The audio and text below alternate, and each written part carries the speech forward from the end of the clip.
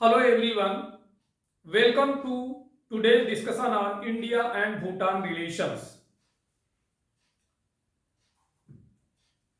भारत की क्षेत्रीय रणनीति में भूटान का अद्वितीय स्थिति, Bhutan unique position in India regional strategy.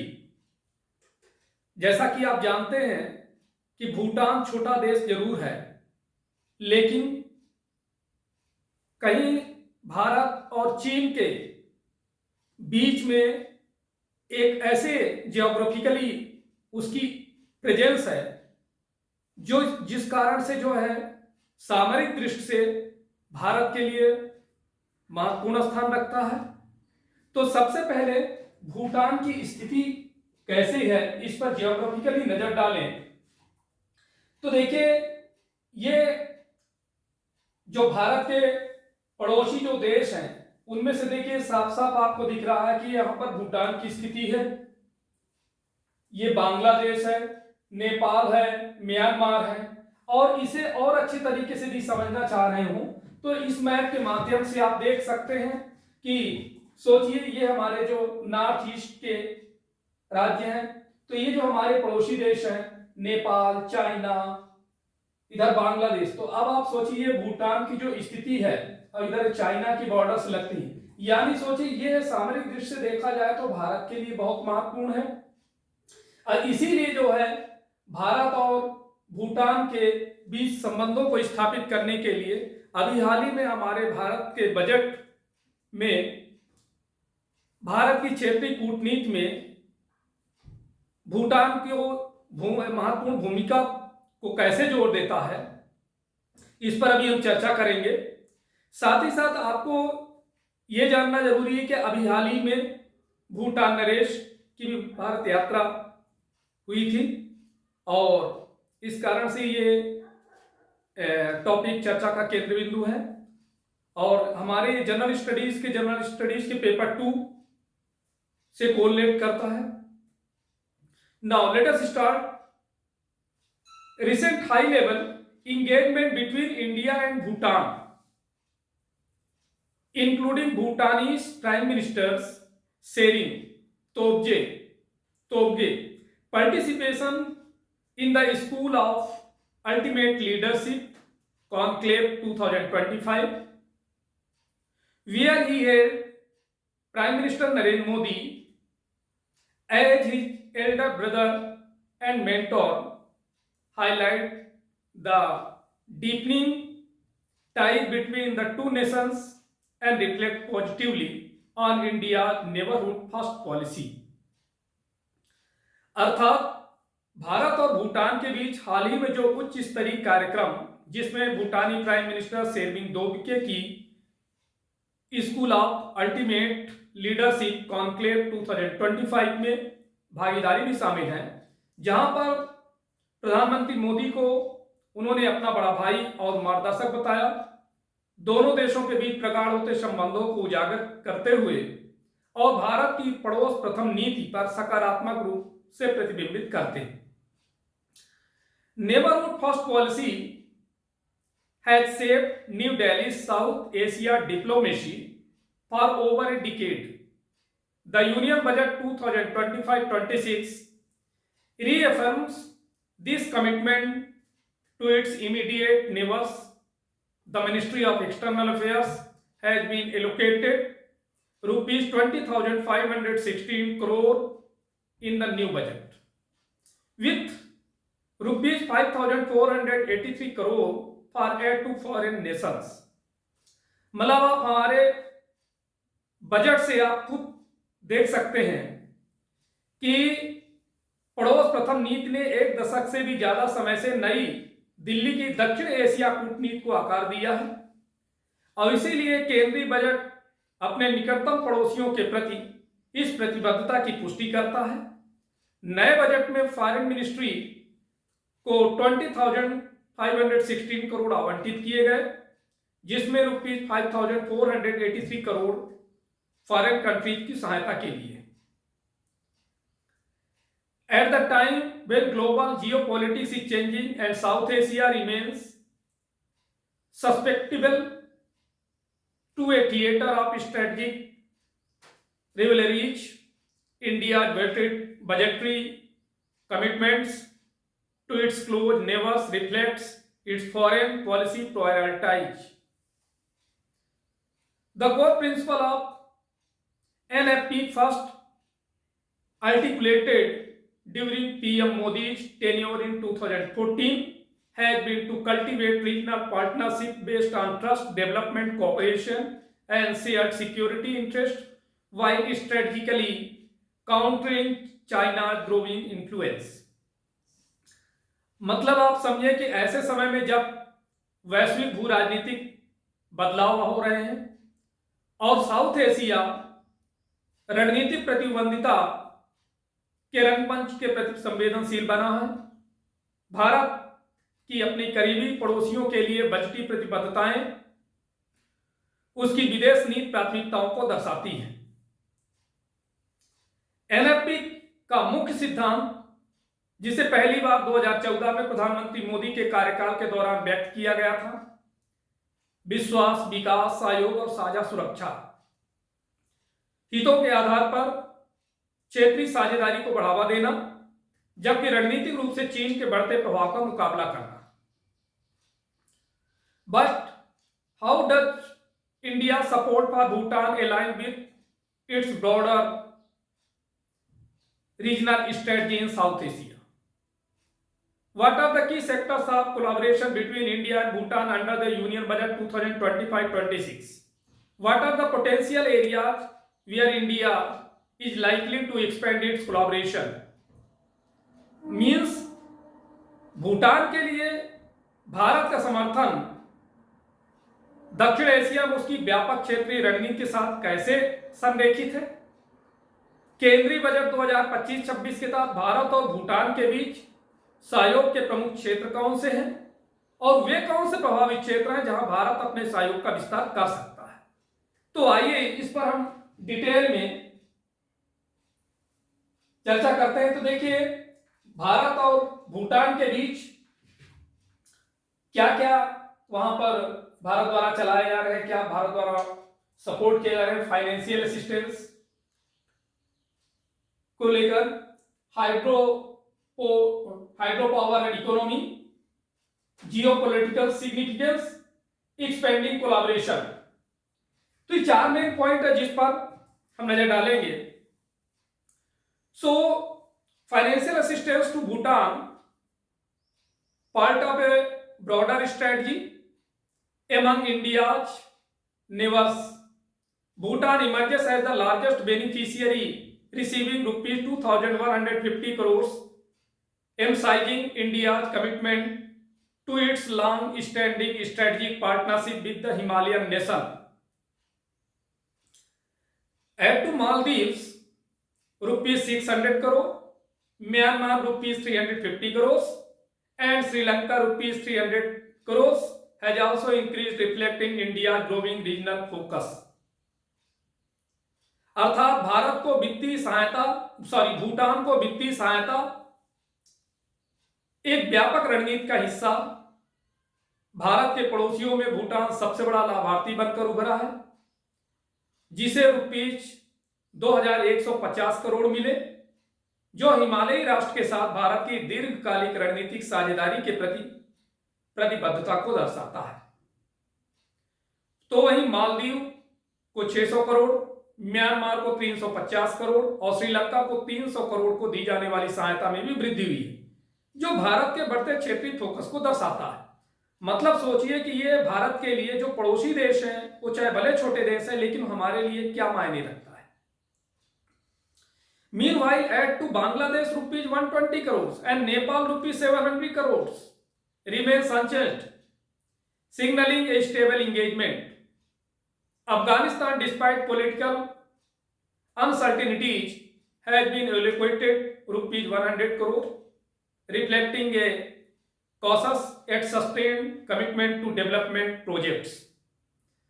साथ ही साथ इसी बीच बांग्लादेश को 120 करोड़ और नेपाल को 700 करोड़ को दी जाने वाली सहायता में कोई चेंज नहीं किया गया है, जो स्थिर है। मैं इसका मतलब ये चीजें अभी भी स्थिर भागीदारी का संकेत है।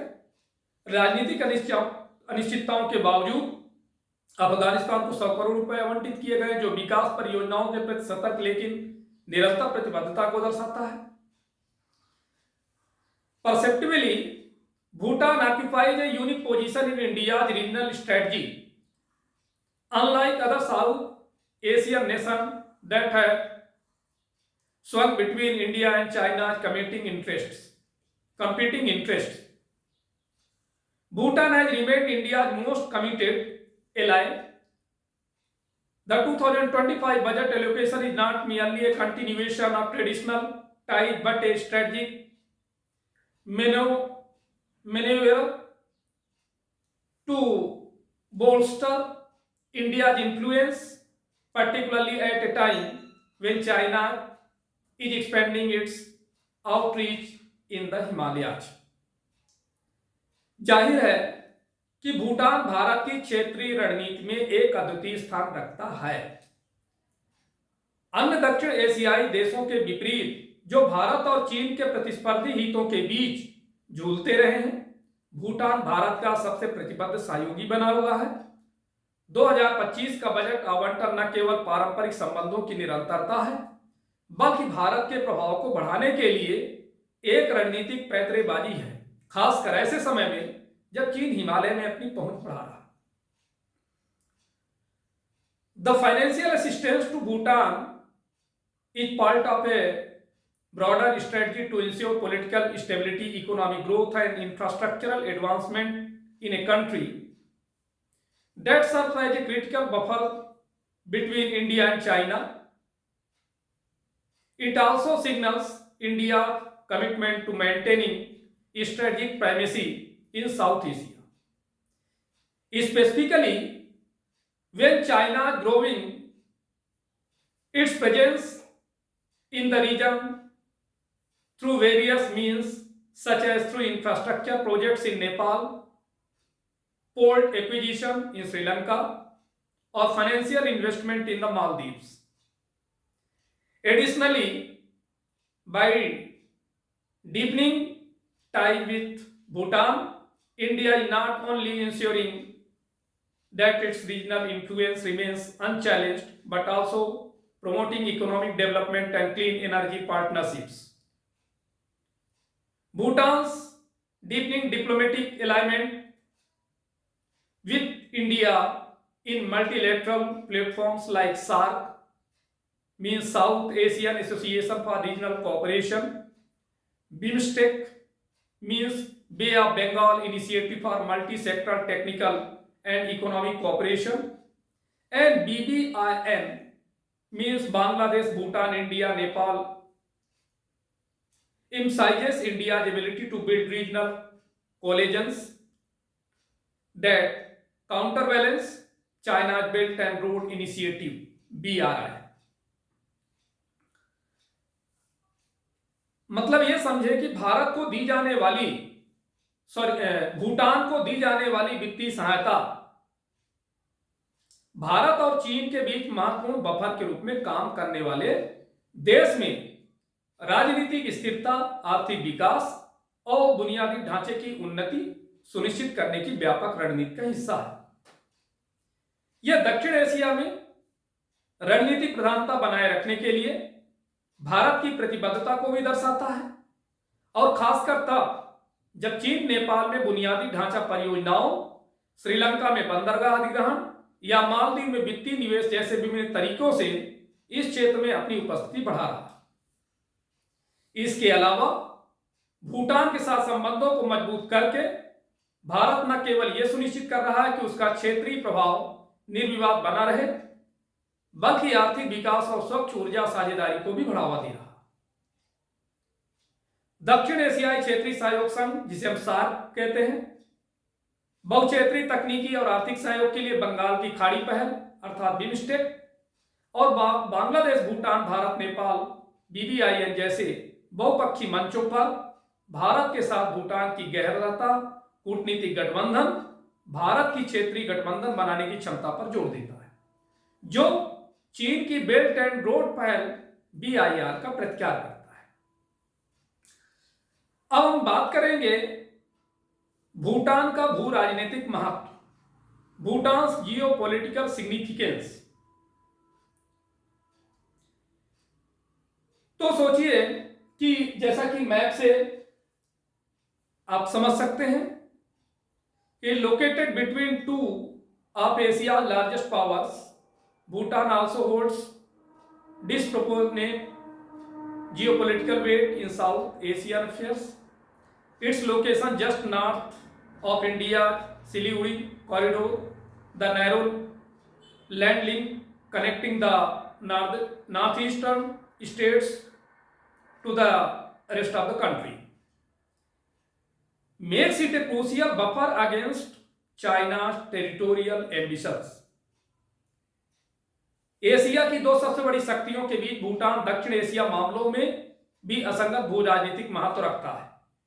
भारत के सिलीगुड़ी कॉरिडोर के ठीक उत्तर में स्थित होने के कारण पूर्वोत्तर राज्यों को देश के बाकी हिस्सों से जोड़ने वाला सकरा भूमार्ग इसे चीन की क्षेत्रीय महत्वाकांक्षाओं के खिलाफ एक महत्वपूर्ण बफर बनाता है। The 2017 Doklam standoff triggered by China's attempt to expand its footprint in the disputed plate served as a sharp reminder of Bhutan's role in India's security matrix. Since then, Beijing has continued to pressure Bhutan into settling border disputes while simultaneously offering economic incentives to draw it closer. चीन द्वारा विवादित पठार पर अपना प्रभाव बढ़ाने के प्रयासों के कारण 2017 में डोकलाम में उत्पन्न गतिरोध ने भारत के सुरक्षा परिदृश्य में भूटान की भूमिका की तीखी याद दिला दी और तब से बीजिंग भूटान पर सीमा विवादों को सुलझाने के लिए दबाव बना रहा है, साथ ही उसे अपने करीब लाने के लिए आर्थिक प्रोत्साहन भी दे रहा है। India's budgetary commitment to Bhutan in 2025-26 is therefore not just about economic aid, it is a clear geopolitical signal. By ensuring Bhutan's economic and strategic autonomy, India effectively blocks China from gaining a foothold in a region of immense strategic importance. The continued support also reinforces Bhutan's sovereignty, reducing the likelihood of it succumbing to Chinese economic bets as in Nepal and Sri Lanka. इसीलिए 2025-26 में भूटान के लिए भारत की बजटीय प्रतिबद्धता सिर्फ आर्थिक सहायता के बारे में नहीं है, यह एक स्पष्ट जियोपॉलिटिकल सिग्नल है। भूटान की आर्थिक और सामरिक स्वायत्तता सुनिश्चित करके भारत प्रभावी रूप से चीन को अत्यधिक सामरिक महत्व वाले क्षेत्र में पैर जमाने से रोकता है।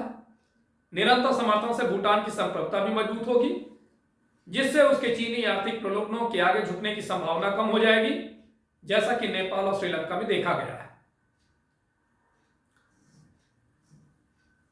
India and Bhutan share a deep-rooted partnership strengthened by diplomatic, economic and security cooperation.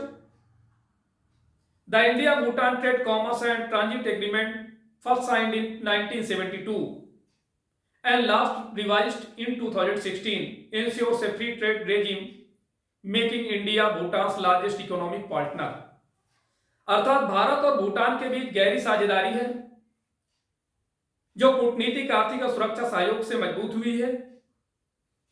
Bharat Bhutan व्यापार, वाणिज्य और पारगमन समझौता, जिसे पहली बार 1972 में हस्ताक्षर किए गए थे, जिसे आखिरी बार 2016 में संशोधित किया गया, एक मुक्त व्यापार व्यवस्था सुनिश्चित करता है, जिससे भारत भूटान का सबसे बड़ा आर्थिक साझेदार बन जाता है। बायलैटरल ट्रेड है triplet in the past decade, rising from $484 million 2014-15 to $1.6 billion 2022-23, with India accounting for 73% of Bhutan's total trade. The allocation of rupees 2,150 crore in 2025 continued to strengthen these economic ties, reinforcing Bhutan's dependence on on India for trade, investment and infrastructural development। अर्थात पिछले दशक में द्विपक्षीय व्यापार 3 गुना बढ़ा, जो $484 million से बढ़कर $1.6 बिलियन 2022-23 में हो गया, जिसमें भूटान के कुल व्यापार में भारत की हिस्सेदारी 73% की है। 2025 में 2150 करोड़ रुपए का आवंटन इन आर्थिक संबंधों को मजबूत करेगा तथा व्यापार, निवेश और बुनियादी ढांचे के विकास के लिए भारत पर भूटान की निर्भरता को मजबूत करेगा। The Modi government has placed significant emphasis on fortifying this partnership. During PM Modi's visit to Bhutan in 2019, major projects were launched, including the Mangdechu hydropower project, the ISRO ground earth station, and the introduction of the RuPay card system। अर्थात मोदी सरकार ने इस साझेदारी को मजबूत करने पर काफी जोर दिया। वर्ष 2009-19 में पीएम मोदी की भूटान यात्रा के दौरान प्रमुख परियोजनाओं का शुभारंभ किया गया, जिनमें से मंगदेक्षु जल विद्युत परियोजना, इसरो ग्राउंड अर्थ स्टेशन और रुपे कार्ड प्रणाली की शुरुआत। In 2022-23, His Majesty the King of Bhutan's visit to India further reinforced cooperation in hydropower, digital connectivity and infrastructure development। The March 2024 visit the Bhutanese Prime Minister underlined the deepening engagement with renewed discussion on economic assistance, trade corridors and regional security। 2022-23 में महामहिम भूटान नरेश की भारत यात्रा से जल विद्युत, digital connectivity और बुनियादी ढांचे के विकास में सहयोग को मजबूती मिली। भूटानी प्राइम मिनिस्टर की मार्च 2024 की यात्रा ने आर्थिक सहायता, व्यापार गलियारों और क्षेत्रीय सुरक्षा पर नए सिरे से चर्चा के साथ गहरे होते संबंधों को भी रेखांकित किया। अब आप देखें जल विद्युत में कैसे सहयोग, hydro power corporation. Moreover, Bhutan's economy is closely tied to India through hydropower export, which constitute 40% of Bhutan's national revenue and 25% of its GDP। India has been the primary financier and developer of Bhutan's hydropower sector, ensuring its economic sustainability while securing low-cost renewable energy for India। The 2025 budget continues to prioritize hydropower investments, underpinning Bhutan's position as a clean energy hub for the region। अर्थात इसके अलावा भूटान की अर्थव्यवस्था जल विद्युत निर्यात के माध्यम से भारत से निकटता से जुड़ी है, जो भूटान के राष्ट्रीय राजस्व का 40% और उसके सकल घरेलू उत्पाद का 25% है। भारत भूटान के जल विद्युत क्षेत्र का प्राथमिक वित्त पोषक और विकास करता रहा है, जिसने इसकी आर्थिक स्थिरता सुनिश्चित करते हुए भारत के लिए कम लागत वाली नवीकरणीय ऊर्जा सुनिश्चित की है। वर्ष 2025 के बजट में जल विद्युत निवेश को प्राथमिकता दी गई, जो इस क्षेत्र के लिए क्लीन एनर्जी सेंटर के रूप में भूटान की स्थिति को मजबूत करेगा। Over the years, India has played a crucial role in developing Bhutan's major hydropower projects, including Tala 1020 megawatt, Chukha 336 megawatt, Kurichu 60 megawatt, and Mangdechu 720 megawatt। The upcoming Punath Sangchu first and second 2200 megawatt and Kholong Chu 600 megawatt projects will further expand Bhutan's electricity exports to India, which were valued at rupees 2,448 crore in 2022। जैसा कि मैं बताया कि पिछले कुछ वर्षों में भारत ने भूटान की प्रमुख जल विद्युत परियोजनाओं के विकास में महत्वपूर्ण भूमिका निभाई है, जिनमें से ताला में 1020 मेगावाट, चुखा में 336 मेगावाट, कुरिच में 60 मेगावाट, मंगदेचु में 720 मेगावाट शामिल है। और आगामी पुनाथ सांगचू में फर्स्ट और सेकेंड दोनों को मिलाकर के 2200 मेगावाट और कोलोंगचू में 600 मेगावाट परियोजनाएं भारत को भूटान के बिजली निर्यात को और बढ़ाएंगी, जिसका मूल्य 2022 में रुपए 2,448 करोड़ था। This mutually beneficial arrangement not only ensures Bhutan's economic resilience but also strengthens India's energy security at a time when the country is transitioning towards renewable energy sources. यह पारस्परिक रूप से लाभकारी व्यवस्था न केवल भूटान की आर्थिक लचीलापन सुनिश्चित करती है बल्कि ऐसे समय में भारत की ऊर्जा सुरक्षा को भी मजबूत करती है, जब देश नवीकरणीय ऊर्जा स्रोतों की ओर अग्रसर हो रहा है। India Bhutan ties a model of regional cooperation beyond hydro power. India continue to be Bhutan primary partner in infrastructure development with the Union Budget 2025 allocating funds for border roads, trade facilitation centers and modern checkpoints to improve cross-border trade. India's efforts to integrate Bhutan into regional economic frameworks such as the Bangladesh Bhutan India Nepal corridor will allow Bhutanese exporters to access India ports more effectively. अर्थात भारत भूटान संबंध क्षेत्रीय सहयोग के लिए एक model जल विद्युत से परे भारत बुनियादी ढांचे के विकास में भूटान का प्राथमिक साझेदार बना हुआ है, जिसमें केंद्रीय बजट 2025 सीमा पार व्यापार में सुधार के लिए सीमा सड़कों, व्यापार सुविधा केंद्रों, आधुनिक चौकियों के लिए धन आवंटित करता है। भूटान को क्षेत्रीय आर्थिक ढांचे जैसा कि BBIN का मैंने उल्लेख किया, बांग्लादेश, भूटान, भारत, नेपाल गलियारे में एकीकृत करने के भारत के प्रयासों से भूटानी निर्यातकों को भारतीय बंदरगाहों तक अधिक कुशलतापूर्वक पहुंचने में मदद मिलेगी। In the digital sphere, India is supporting Bhutan's fintech infrastructure, facilitating the adoption of RuPay and UPI payment system to ensure substantial cross border transactions. Meanwhile, India's investment in transportation, rail connectivity and aviation are ensuring Bhutan remains economically tied to India rather than seeking alternative trade routes via China. अर्थात digital क्षेत्र में Bharat Bhutan K fintech बुनियादी ढांचे का समर्थन कर रहा है, सीमा पार लेनदेन को सुनिश्चित करने के लिए रुपये और UPI भुगतान प्रणालियों को अपनाने की सुविधाएं प्रदान कर रहा है। इसी बीच परिवहन, रेल संपर्क और विमानन में भारत के निवेश से यह सुनिश्चित हो रहा कि भूटान चीन के माध्यम से वैकल्पिक व्यापार मार्ग तलाशने के बजाय आर्थिक रूप से भारत से जुड़ा रहे। In the coming years, India focus will likely expand to include newer areas of collaboration, particularly in climate resilience, digital economy and green hydrogen initiatives. Bhutan's ambition to become a leader in renewable energy production fits well with India's sustainability goals, paving the way for future cross-border energy projects.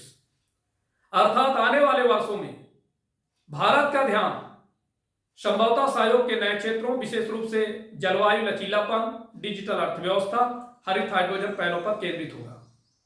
नवीकरणीय ऊर्जा उत्पादन में अग्रणी बनाने की भूटान की महत्वाकांक्षा भारत के स्थायित्व लक्ष्यों के साथ पूरी तरह मेल खाती है, जिससे भविष्य में सीमा पार ऊर्जा परियोजनाओं के लिए मार्ग प्रशस्त करेगा।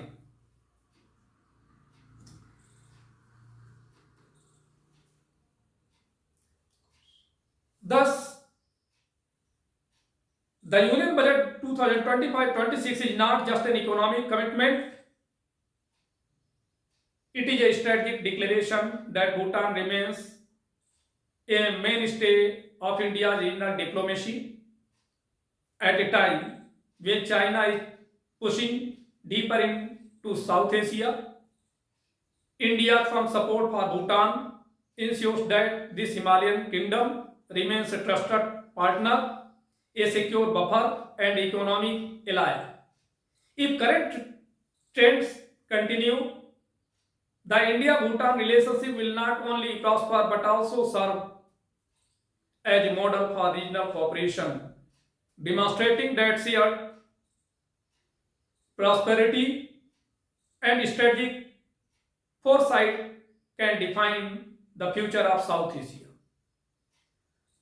इस प्रकार केंद्रीय बजट 2025-26 सिर्फ एक आर्थिक प्रतिबद्धता ही नहीं, यह एक रणनीतिक घोषणा है कि भूटान भारत की क्षेत्रीय कूटनीति का मुख्य आधार बना रहेगा। और ऐसे समय में जब चीन दक्षिण एशिया में अपनी पैठ पत्र बढ़ा रहा है, भूटान के प्रति भारत का दृढ़ समर्थन यह सुनिश्चित करता है कि यह हिमालयी राज्य एक विश्वसनीय साझेदार, सुरक्षित बफर और आर्थिक सहयोगी बना रहे। यदि वर्तमान ट्रेंड जारी रहे तो भारत भूटान संबंध न केवल समृद्ध होंगे बल्कि क्षेत्रीय सहयोग के लिए एक मॉडल के रूप में भी काम करेंगे, और जो यह प्रदर्शित करेगा कि साझा समृद्धि और रणनीतिक दूरदर्शिता दक्षिण एशिया के भविष्य को परिभाषित कर सकती है। अब देखिए ये जो टॉपिक क्यों इंपॉर्टेंस है, एक तो जनरल स्टडीज पेपर 2 से बिलोंग करता है और इससे रिलेटेड हमारे मेन एग्जाम में क्वेश्चन कैसे जनरेट होते हैं, ये क्वेश्चन भी हम आपके सामने लेके आए हैं। So let us start question number 1। What role does Bhutan play as a buffer state between India and China, and how does India's financial assistance reinforce this position? इसका हिंदी अर्थ हुआ कि भारत और चीन के बीच बफर राज्य के रूप में भूटान की क्या भूमिका है तथा भारत की वित्तीय सहायता इस स्थिति को किस प्रकार सुदृढ़ बनाती है।